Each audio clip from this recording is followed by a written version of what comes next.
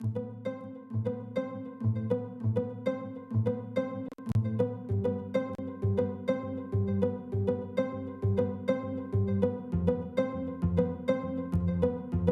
tal? ¿Cómo les va? Muy buenas tardes. Qué gusto que nos acompañen una vez más aquí en la UNAM Responde desde nuestras instalaciones en Ciudad Universitaria para seguir compartiendo con ustedes todas esas acciones e investigaciones que nuestra universidad lleva a cabo con respecto a esta pandemia, pero con respecto también a otros muchísimos temas que ha abordado desde siempre. Y bueno, pues esta ha sido, como sabemos, una larga pandemia. Se ha cumplido ya más de un año desde que se registró el primer caso por COVID-19 en México y una manera de medir el impacto y las dimensiones de esta crisis de salud son muchas. Una de ellas es el número de contagios que en México suma ya más de 2 millones de personas que han sido atacadas por el virus del SARS-CoV-2 en muy distintos niveles, pero también el número de decesos ha llegado ya a más de 190,000 personas que han perdido la vida a causa de este virus y a causa de esta enfermedad. La recomendación es pues seguirnos cuidando porque la pandemia no ha concluido. Y bueno, durante este largo proceso hemos hablado muchísimas veces de que los niños o las infancias son quizá el sector de la población que menos afectado ha resultado a raíz de contagios en términos de salud y de virus, pero hay otros temas de los que sin lugar a dudas debemos abordar. Hoy estaremos hablando de infancias y pérdidas, a qué se enfrentan los más pequeños cuando el coronavirus llega a sus casas, de qué estamos hablando, cómo entienden ellos estas realidades, qué sucede cuando un familiar cercano pierde la vida, cómo hacerles entender estas distintas situaciones. De esto estaremos conversando esta tarde con nuestra invitada. Se trata de la doctora Serena Heréndira Serrano Oswald, quien es investigadora en el programa de Cultura, Política y Diversidad del CRIM de nuestra universidad. Ella es maestra en terapia familiar y también en psicología social. ¿Cómo estás, doctora? Un gusto saludarte aquí en la UNAM Responde. ¿Qué tal? Muy buenas tardes, Rosa. Saludo con mucho afecto y aprecio a todo tu auditorio. Pues muchas gracias por estar aquí con nosotros para compartir un poco de todo este trabajo que has estado haciendo en tu ámbito profesional, pero en particular con la pandemia. Y me gustaría que empezáramos pues acercándonos a este ambiente, a este entorno de pandemia. ¿Cómo lo perciben los niños? ¿Qué tan cercano es a cómo lo percibimos nosotros los adultos? ¿Qué tan allegado o qué tan cercano es a la realidad que se vive? Muchísimas gracias. Yo creo que tocas un tema fundamental. Nosotros, desde el punto de vista de adultos, tendemos a pensar que la pandemia llega en sus impactos como más directos, más los cuales podemos mentalizar de alguna manera, racionalizar más, pero para las infancias el punto de vista es mucho más vivencial, fenomenológico, mucho más del día a día. Estos impactos que no necesariamente se hablan, sino que se viven, se sienten. En ese sentido, yo diría que que quizá las grandes víctimas de la pandemia, si bien no son las víctimas mortales principales, sí son las infancias. O sea, estamos hablando de personas cuya etapa de desarrollo se ve trastocada de maneras muy importantes, no solo por el encierro, porque las clases ahora son desde casa, porque además hay este miedo que no acaban de entender o no entienden del todo, o sea, por qué tienen que guardarse, de qué se trata el virus, cuáles son las medidas. O sea, toda la sociedad tuvo que transitar, pero que además se dan cuenta que en sus casas, en sus familias hay mucho nerviosismo, mucha inquietud, de pronto se enferma alguien, cambian las reglas, hay mucho desgaste y todo eso lo van viviendo, lo van sintiendo y lo van acomodando de una manera muy directa, con muchos impactos digamos, en su día a día y en su desarrollo, y eso hay que mirarlo, ¿no? No solamente tendremos que mirar aquellas infancias que se han visto tocadas por una pérdida directa, en términos de que algún familiar, alguna persona cercana haya fallecido, sino hay muchas pérdidas que están elaborando las y los niños en el cotidiano desde que surge esta pandemia por SARS-CoV-2. Doctora, en este sentido es importantísimo ayudarles a comprender lo que está sucediendo, es decir, como bien nos dices, una parte fundamental es la manera en la que ellos, dependiendo además, considerando las edades que puedan tener, no es lo mismo, como ya nos decías, un niño de 2 años, de 6 o de 12, más bien, el primer punto es cómo ellos lo ven, pero la siguiente etapa es donde debemos participar los adultos y es ayudarles a entender esta realidad. Platícanos o danos algunos conceptos que podemos aplicar para que ayuden a entender la realidad en su justa dimensión, dadas sus condiciones. Quizá de manera muy general comentar, cuando hay bebés, cuando son recién nacidos, quizá hasta el año, los 2 años, 18 meses por ahí, digamos que los principales canales son los canales físicos. Ahí hay mucho contacto físico, por eso el amamantamiento, esta necesidad, ¿no? Ni siquiera pueden en las primeras etapas sostenerse. Entonces ahí hay que hacer mucho arropamiento físico. Ahí la principal forma de comunicarse es a través del contacto. Más adelante, ¿no? A partir de los 18 meses, 2 años, pero es muy claro ya en los 3 años y para adelante, el eje, el principal canal de comunicación con los infantes son las emociones, ¿no? Ahí están creciendo de manera muy rápida, están asimilando un mundo y lo están acomodando, en primer lugar, desde el punto de vista emocional, ¿no? Más adelante, a los 6 años, tenemos como un desarrollo intelectual muy importante, muy acelerado, y ahí podríamos decir que empieza a predominar el canal intelectual. Todos están de la mano, eso es muy importante decirlo, no quiere decir que solamente vamos a trabajar con uno, sino que hay que prestar especial atención a que nosotros estamos trabajando, o sea, que no podemos descuidar ese canal de comunicación porque es el principal desde el cual nos van a asir, a comprender, ¿no? Más adelante hablamos de la infancia y la adolescencia de la pubertad y la adolescencia como un momento en el cual se unen, digamos, estos diferentes canales, el físico, el, digamos, como más intelectual, el más emocional.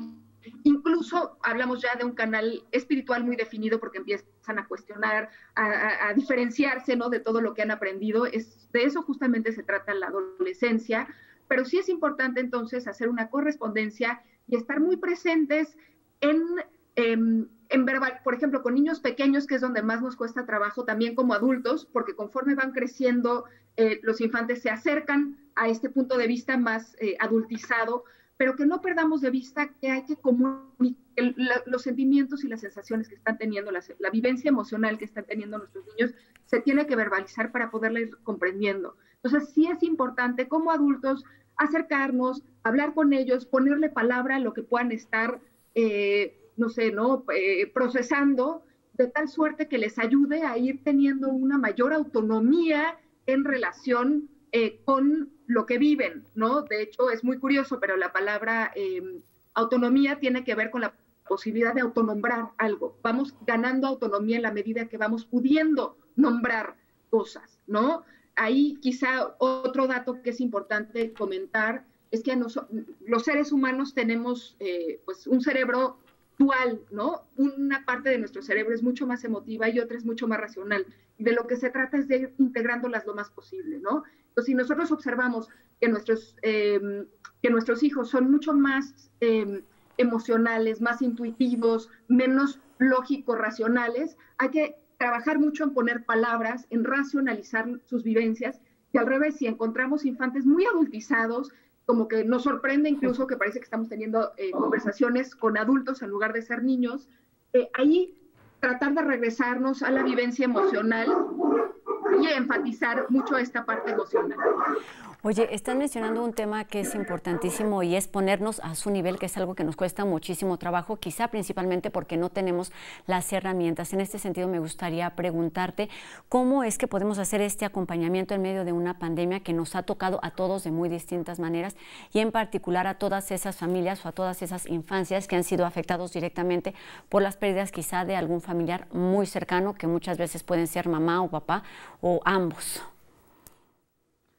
Yo creo que algo que es importante es no esperar a que tengamos una pérdida, o sea, que alguien muera en nuestra casa o que alguien se enferme gravemente, ¿no? Yo creo que estamos ya en un contexto que se ha movido, en el cual hay una mucho mayor probabilidad de tener una enfermedad grave o tener una pérdida. Entonces, primero yo sí diría, es indispensable empezar a conversar acerca de estos temas. Nosotros venimos de una cultura en la cual hay ciertos mitos o ciertas creencias en torno a si hablamos de la muerte, la estamos llamando o invocando. Yo lo que les invitaría es a decir, el contexto ya es de muchas pérdidas, de mucha enfermedad, ya hemos perdido muchas cosas de todas maneras. También los adultos, al estar en este contexto de pandemia, nuestra movilidad, algunas de nuestras garantías, en muchos casos, bienestar emocional, tranquilidad, hemos tenido pérdidas económicas también. Entonces, ahí primero hay que empezar a nombrar lo que sí estamos perdiendo en la medida que lo vamos perdiendo, porque las pérdidas, no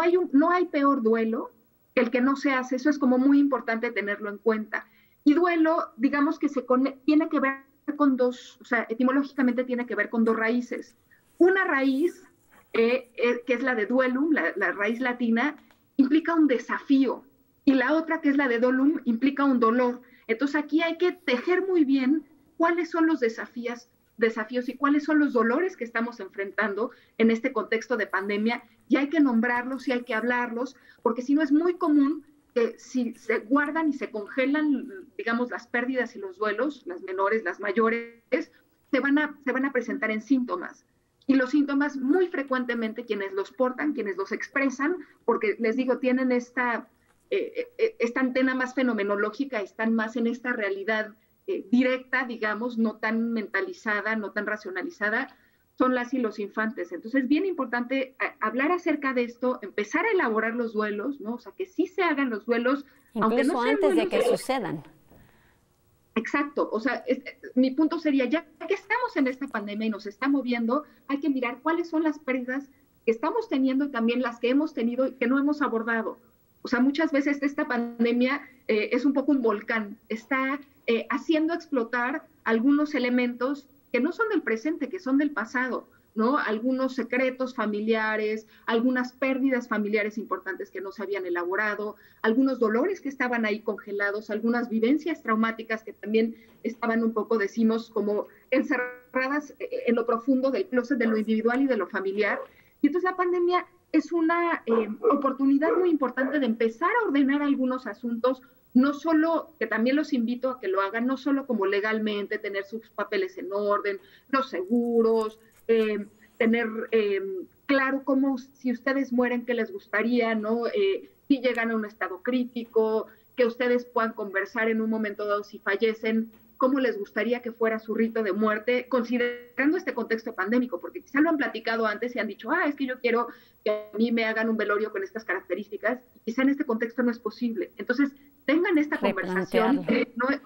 No están invocando a la muerte de ninguna manera, al revés, están ayudando a que sus familiares puedan tener herramientas para que, si ustedes faltan, o para que ustedes tengan herramientas, si ellos faltan, puedan vivir un proceso familiar de pérdida que les permita hacerle mayor sentido a esta ausencia, que de por sí es muy, muy dolorosa, ¿no? No es fácil, atravesar un duelo no es fácil cuando se trata de la pérdida de alguien muy cercano. Exactamente, para nadie en ninguna edad, y además en este contexto donde, tiene que ver, o sea, te duelen los tuyos y te terminan impactando un poquito los que suceden con aquellas personas que incluso no conoces, cuando vemos cómo siguen aumentando el número de decesos y también pues de contagios. Y en todo esto me parece importantísimo una palabra que mencionaste hace unos minutos, que tiene que ver con la importancia de validar las emociones de los niños desde su entorno, desde su nivel. ¿Cómo hacerlo, doctora? Que nos parece un tema muy complejo como papás y como adultos. O sea, yo creo que la invitación es que no solo lo hagamos en el contexto de pandemia o en torno a los duelos, que en general tomemos esta oportunidad para acercarnos a conversar y a comunicarnos con nuestros hijos desde su canal, ¿no? Nosotros vivimos en una sociedad de verdad muy adultocéntrica, organizada en torno a las necesidades, las agendas de los adultos. Entonces, tomemos esta oportunidad como de poder bajarnos a su nivel justamente, y bajarnos a su nivel no quiere decir desvalorizarnos, sino es entender la riqueza de la vivencia desde sus ojos, ¿no? Ponernos un poco en su silla. Y ahí que sí ayuda, por ejemplo, que nosotros hablemos con un lenguaje con el cual nos comprendan, que si no nos están entendiendo, que nosotros podamos detenernos a explicar, que busquemos resonar emocionalmente con ellos, o sea, que nosotros nos demos un tiempo para escucharlos, para ver cuáles son sus inquietudes, para ver cómo les ha movido este contexto de pandemia, para que reconozcamos cómo sí nos han ayudado. Algo que caracteriza a las infancias es que tienen mucha más capacidad de adaptación ante el cambio, porque no tienen tantas ideas preconcebidas como los adultos. Entonces hay que reconocer lo que sí han hecho y donde sí nos han apoyado, pero también hay que ver, nombrar, digamos, acercarnos a nombrar qué les está doliendo, ver dónde están teniendo fantasías. Digamos que hay que entender que en las infancias, los infantes se comunican de manera muy literal. O sea, por ejemplo, ahí sí, cuando ustedes hablen de cómo, si en algún momento dado fallecieran, cómo sería, es muy importante que ustedes les aclaren, a ver, ni estoy enfermo, ni me voy a morir, solo es importante que si algún día me llegara a suceder, ustedes sepan que estamos preparados. Eso es importante, por ejemplo, ¿no? O sea, no, porque si no van a decir, oh, se va a morir mi papá, se va a morir mi mamá. Hay que tener mucho cuidado con eso, ¿no? O sea, los niños son muy literales, ¿no? O sea, si tú le dices a un niño medio hermano, te va a decir cuál mitad, ¿no? Así lo va a entender. Entonces ahí hay que tener cuidado cuando hablen de pérdidas y muerte con los infantes, pero hay que tener como muy claro que también tienen una enorme capacidad de apertura, de resiliencia. Muchas veces creemos que estamos protegiendo a los niños no hablándoles, ¿no? O sea, como dejando el tema de lado y diciendo, están muy chiquitos o esto es muy doloroso y no lo van a comprender, y al revés. Lo que se van a dar cuenta es que ustedes les están quitando una enorme oportunidad de expresarse, de sintonizarse emocionalmente con ellos mismos y con ustedes, porque, ojo, están leyendo perfectamente, están leyendo lo que pasa en la realidad Exacto. familiar. Sí se dan cuenta y sí lo entienden. Entonces partamos de este hecho, y me gustaría preguntarte con respecto a este acompañamiento, a la preparación que se puede dar previa a que sucede algún tipo de pérdida, de cualquier tipo de pérdida, como ya nos lo has mencionado, en el momento en el que se está viviendo directamente, cómo dar la noticia, por qué son importantes las despedidas, o a lo mejor algún tipo de ritual que se debe dar en este momento, pues para cerrar un poquito el ciclo que se está viviendo. Sí, yo creo que algo que caracteriza el contexto pandémico es que estamos experimentando algunos de los tipos de duelo más difíciles, que son los que llamamos duelos traumáticos, duelos congelados o duelos ambiguos. Es decir, a veces la gente se va sin que podamos hacer un cierre, sin que podamos despedirnos y que podamos siquiera ver su cadáver, o sea, ni siquiera tener la certeza, o sea, digamos, la tenemos mentalmente, pero no tenemos la experiencia de poder tener una despedida, y eso dificulta mucho los procesos de duelo. Entonces, por eso, parte de esta invitación es que si ustedes quieren estar más preparados para enfrentar las pérdidas o los duelos, que no quiere decir que lo inviten, ¿no? Reitero, sino simplemente que ustedes estén en un mejor lugar. Yo creo que ahí es bien importante, de entrada, que ustedes como adultos estén más listos y por ende van a poder acompañar mejor a sus infantes. Hay un ejercicio que yo les recomiendo, es un ejercicio tanatológico, es muy potente, es que ustedes empiecen a escribir cartas de despedida hacia sus seres más queridos. Ahí se van a dar cuenta de cuáles son los asuntos que tienen pendientes, de qué tan listos están y cómo les afecta a ustedes el prospecto de morir, que después de que ustedes hagan estas cartas, digo, no las tienen que entregar, ustedes las van a guardar e incluso las pueden destruir o volver a escribir 2 años, 5 años después, cuando ya dejen de ser vigentes, cuando pase este contexto pandémico, pero no saben la diferencia que hace en un infante o en un adolescente si llega a perder a un ser querido, estructuralmente querido, el poder tener esta carta de despedida que les llegue después de que fallecen, en caso de que fallecieran, a no tenerla. Hace una diferencia en el proceso de dolor impresionante, ¿no? Pero bueno, yo no digo solo dejen estas cartas para sus infantes y sus adolescentes, también háganlo para todas las personas queridas, y ahí van a empezar ustedes mismos a estar mucho más presentes y estar mucho más conscientes de lo que puede implicar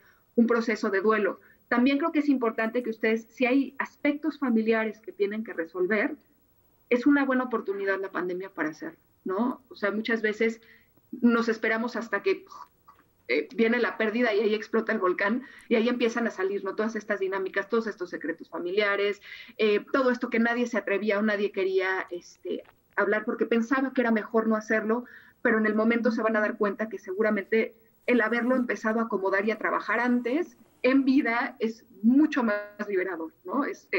Nos da recursos, ¿no? Cuando estamos ante la muerte, pues tenemos los recursos, digamos, individuales o familiares, como los rituales, pero hay muchas cosas que se quedan sin decir.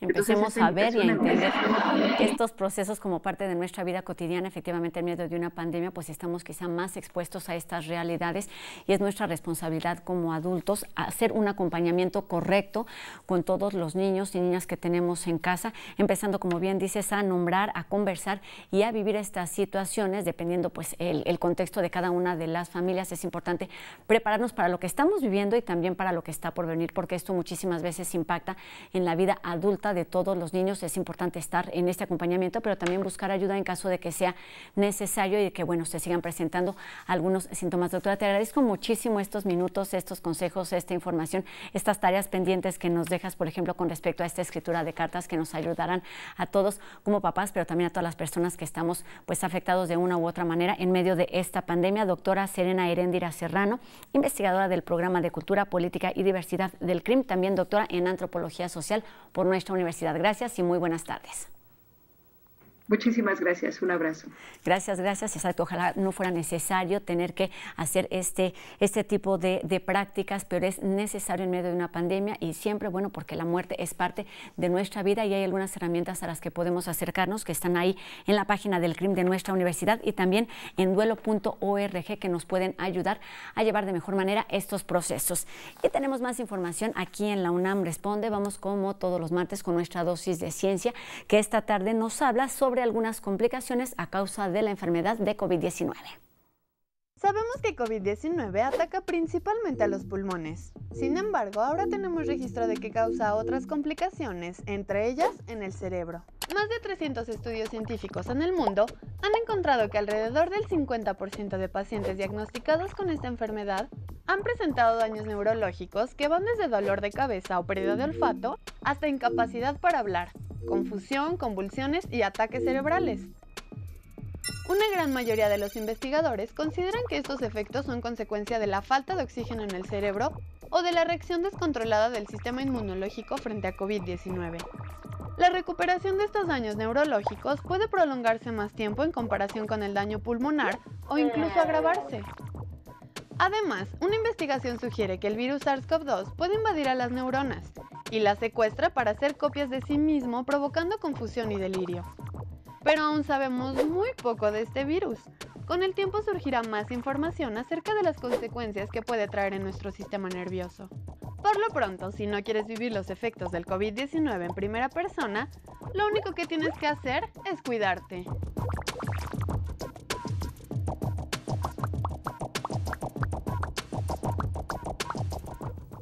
Y para cuidarnos y prevenir buena parte de las complicaciones con respecto a la COVID-19, pero con respecto a otras enfermedades, vamos con los consejos que nos tiene para hoy Majo Gallardo. Hola, ¿cómo están? Soy Majo Gallardo, nutróloga clínica y deportiva, y el día de hoy hablaré de la intolerancia a la lactosa. Primero, ¿qué es la lactosa? Es conocida como el azúcar presente en la leche, la cual se necesita de una enzima que se llama lactasa para digerirla. La lactasa se encuentra en el intestino delgado, por lo que la intolerancia se presenta cuando no hay suficiente lactasa en nuestro intestino. La falta de lactasa puede depender de varios factores. Por ejemplo, la producción de lactasa disminuye con el paso de los años o por problemas genéticos o algunas afecciones mayores en el intestino como algunas cirugías. La variedad e intensidad de los síntomas de la intolerancia a la lactosa dependerá de cada persona, pero puede ser dolor, inflamación abdominal, flatulencias, náuseas, vómito, diarrea o incluso estreñimiento. La tolerancia a alimentos con lactosa también varía de persona a persona. Por ejemplo, tengo pacientes que toleran el yogur y quesos y solo la leche y la crema les caen fatal, u otros que ni quesos ni yogur toleran, por lo que la alimentación es completamente personalizada a la tolerancia a estos. ¿Cómo se puede saber si somos intolerantes a la lactosa? Si ya te hicieron clic alguno de estos síntomas, cada vez que consumas lácteos, existen pruebas de sangre o hidrógeno expirado para determinarlo. O en bebés y niños pequeños está la prueba de acidez fetal. No olvides seguirme en Facebook e Instagram para cualquier duda que tengas. Me encuentras como Numa Nutrición. Pues ahí estos consejos para cuidar nuestra salud y también los anteriores para cuidar nuestra salud mental y emocional en medio de esta pandemia. Y con esto terminamos un programa más de la UNAM Responde. Recuerden que seguimos leyéndolos a través de nuestras redes sociales y nuestros números de WhatsApp. Y recuerden que tenemos una cita mañana a las 2:30 de la tarde por TV UNAM. Adiós.